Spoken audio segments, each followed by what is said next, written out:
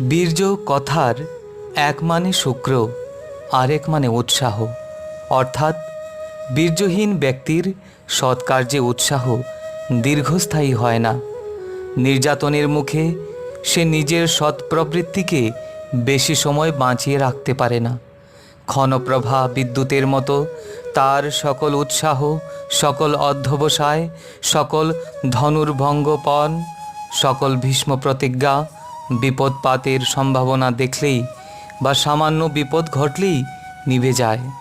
এরই জন্য আজ বীর্যের সাধনাকে সকল সাধনার গোড়াতে বসাতে হবে।